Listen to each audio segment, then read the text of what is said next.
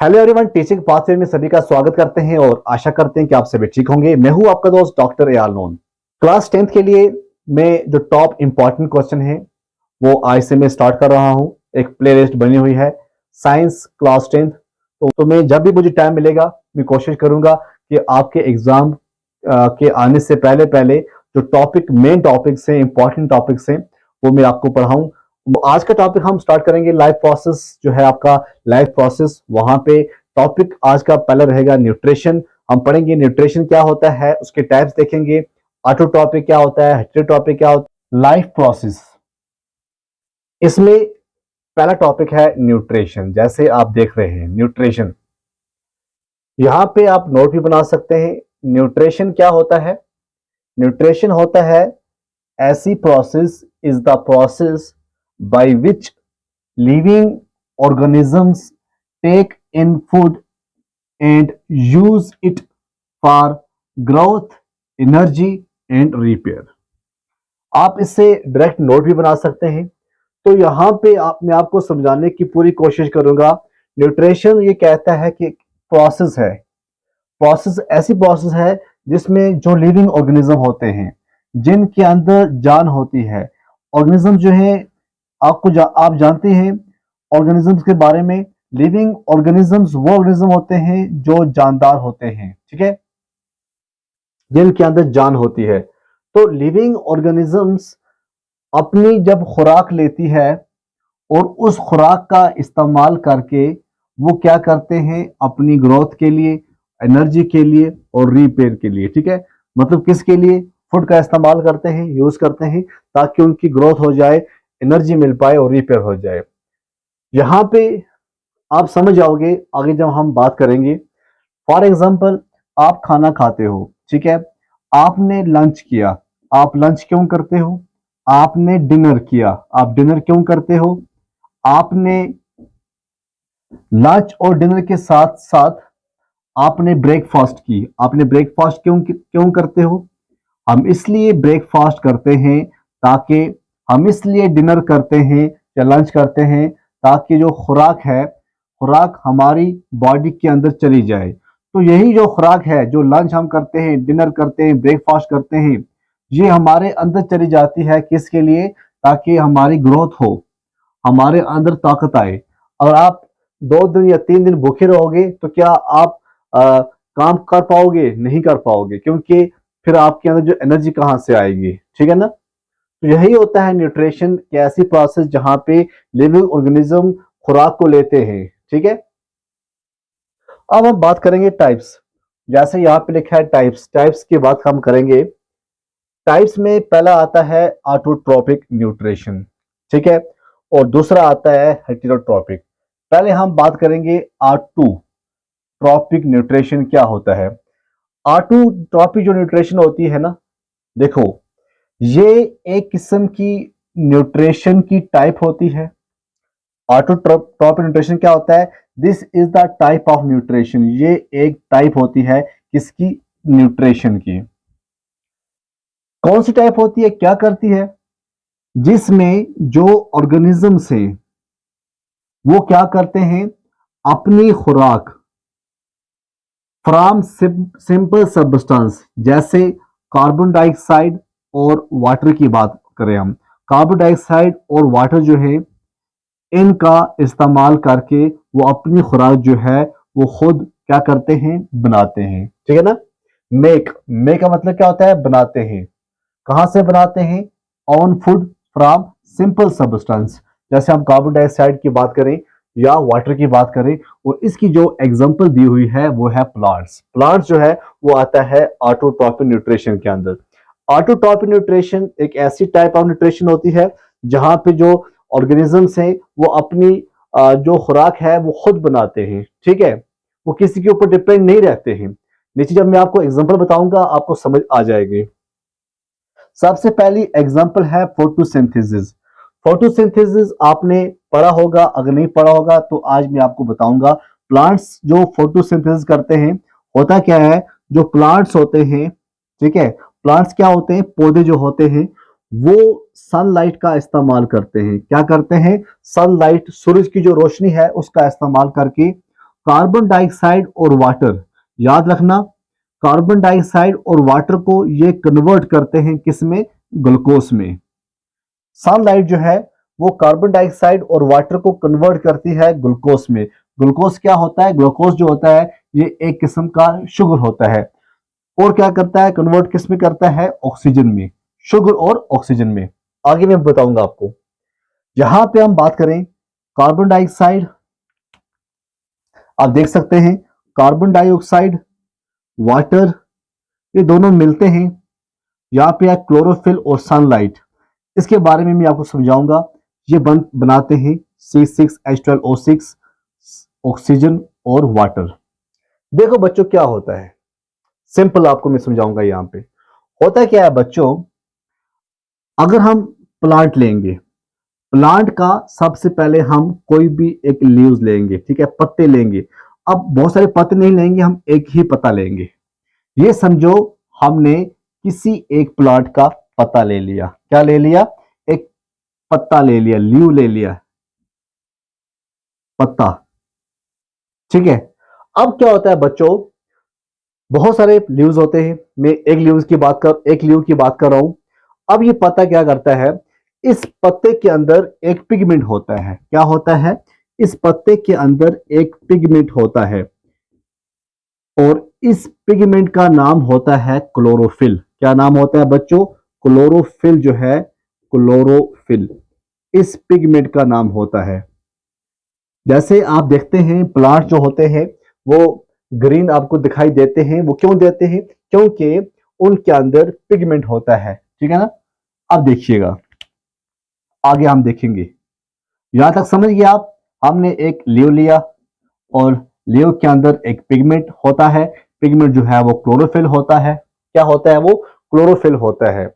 अब जो ये क्लोरोफिल होता है ना, ये आप समझ लो ये एक्ट करता है लाइक सोलर पैनल। आपने देखा होगा आज तो हर घर में सोलर जो है पैनल लगे होते हैं, चाहे मकान के ऊपर की बात करें, ठीक है ना, ये सेल्स होते हैं सोलर सेल, ठीक है। ये समझो आप ये एक पैनल जैसे काम करते हैं। क्यों करते हैं, होता क्या है, ये सनलाइट से, ये सूरज की रोशनी आ रही है बच्चों, देखो सिंपल देखो, ये सूरज की रोशनी आ रही है, यहां पे सूरज की रोशनी आएगी। सूरज की रोशनी कहां पे आएगी, क्लोरोफिल के ऊपर आएगी, ठीक है। क्लोरोफिल जो है ये एक्ट करता है सोलर पैनल, मैंने आपको बताया ये एक्ट करता है सोलर पैनल। अब क्या होता है, यहां पे जब क्लोरोफिल जो है ये एब्जॉर्ब करता है सनलाइट, सोलर पैनल का क्या काम होता है, जो लाइट आएगी उसको एब्जॉर्ब करना, ठीक है। अब दूसरा पॉइंट क्या है इसमें, दूसरी चीज होती है, जब वाटर जो है, उसके बाद वाटर जो है वो स्प्लिट होता है। वाटर आपको पता है, वाटर जो है वो किसका बना होता है, वाटर बना होता है H2O। वाटर क्या है, वाटर के अंदर हाइड्रोजन है बच्चों, वाटर के अंदर हाइड्रोजन है, वाटर के अंदर ऑक्सीजन है। जब ऑक्सीजन और हाइड्रोजन दो मिलते हैं तो पानी बनता है, हाइड्रोजन और ऑक्सीजन। अब क्या होता है, वाटर जो है वो स्प्लिट होता है किसमें, ऑक्सीजन और हाइड्रोजन में। तो ये कौन करता है, ये एनर्जी आती है फ्रॉम सनलाइट। यहां तक क्लियर।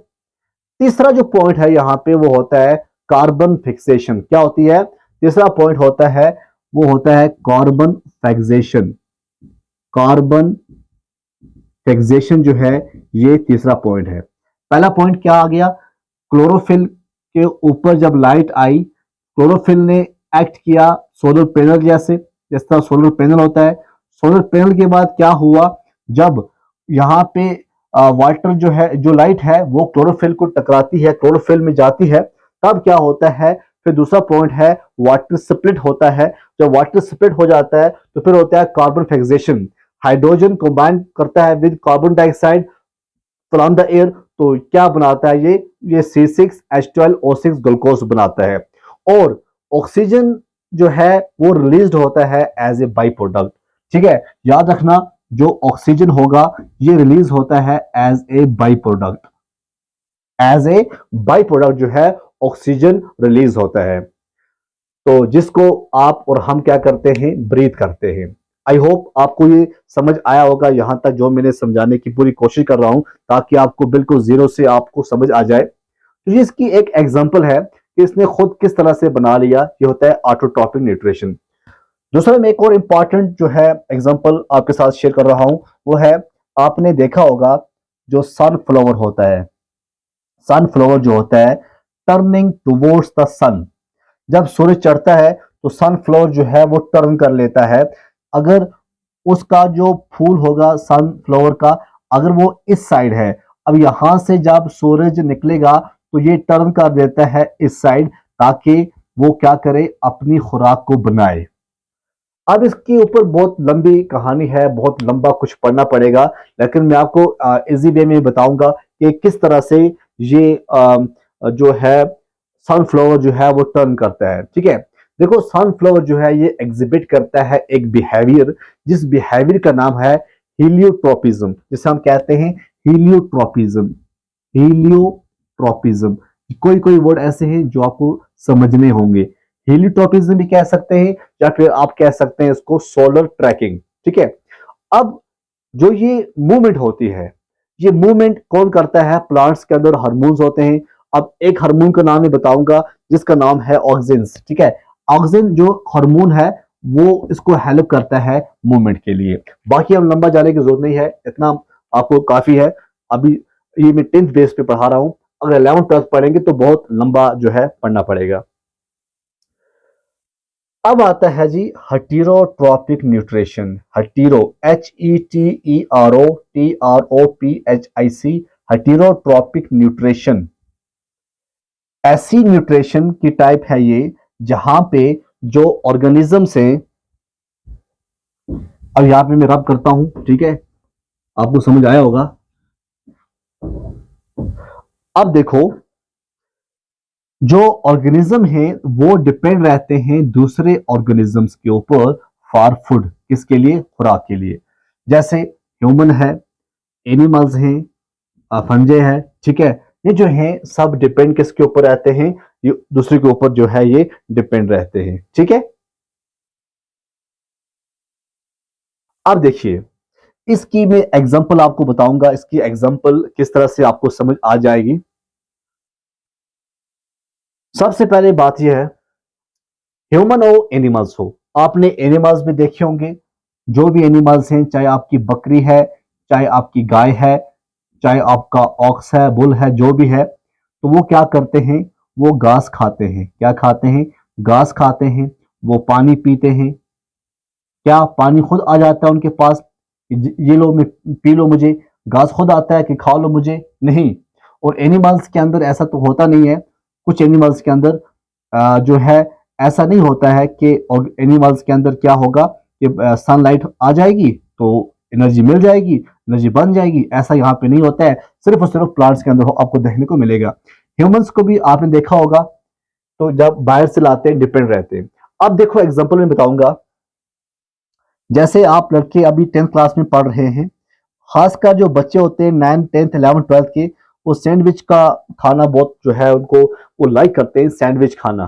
ठीक है, वो सैंडविच क्यों खाते हैं, ताकि जो कंपोनेंट्स ऑफ फूड हैं, जैसे हम बात करें कार्बोहाइड्रेट्स मिलेंगे, प्रोटीन्स मिलेंगे, फैट्स मिलेंगे, और इससे क्या होगा, एनर्जी मिलेगी और हमारी बॉडी की ग्रोथ होगी। अब ऐसे देखने को मिल रहा है 10th के भी आज जिम जाते हैं। जिम जाके बाद में उनको जो वहां पे जो जिम करवाता है, वहां पे ट्रेनर वो क्या बोलता है कि आप प्रोटीन ले लो। प्रोटीन जो है ये आपकी बॉडी के जो मसल हैं वो क्या करेगा, उनकी ग्रोथ करेगा।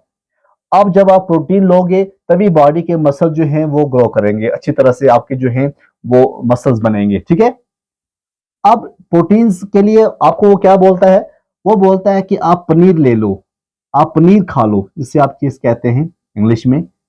और वो कहेगा कि आप अंडा खा लो। अब अंडा जब बोलता है ना, अंडा अंडा जब बोलता है, अंडे के साथ साथ वो ये एक और बात बोलता है, वो बोलता है अंडे के अंदर जो पार्ट होते हैं, जो अंदर वाला पार्ट होता है, इसे हम यॉक कहते हैं। यॉक नहीं खाना, ये जो एल्बुमिन होता है, एल्बुमिन खाना। क्यों, एक अंडे की अगर हम बात करें, कंपोनेंट्स हम देखते हैं तो क्या होता है, यॉक के अंदर बहुत फैट्स होते हैं और एल्बुमिन के अंदर क्या होता है, प्रोटीन होता है।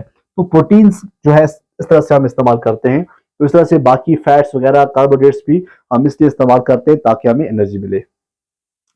अब नेक्स्ट आता है टाइप्स क्या हैं, हेटेरोट्रॉपिक के टाइप्स। अब यहाँ पे हम समझेंगे, आगे देखेंगे।